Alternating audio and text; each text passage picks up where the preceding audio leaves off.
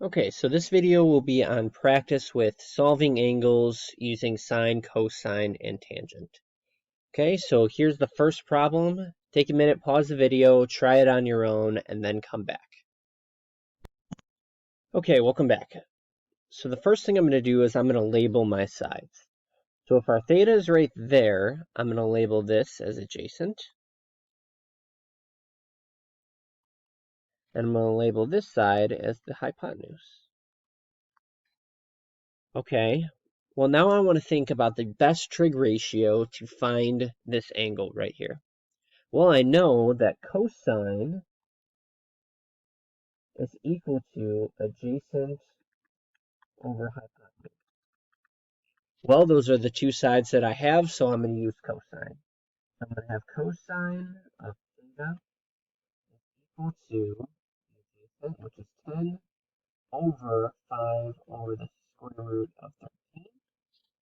Okay, well, I want to solve for theta, so I'm going to take the inverse of both sides.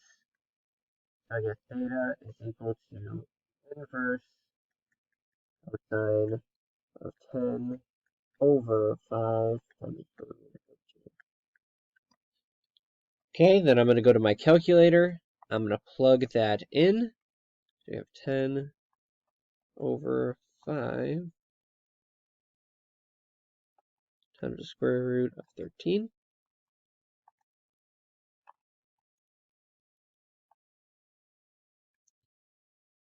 And we get theta is equal to 56.3 degrees right there.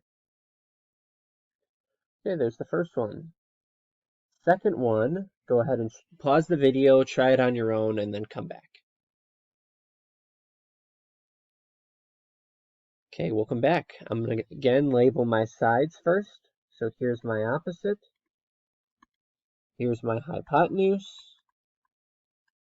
Okay, awesome. I remember that the sine of theta is equal to the opposite over hypotenuse. Okay, great. Those are the two sides I have for this triangle. I have the hypotenuse and opposite.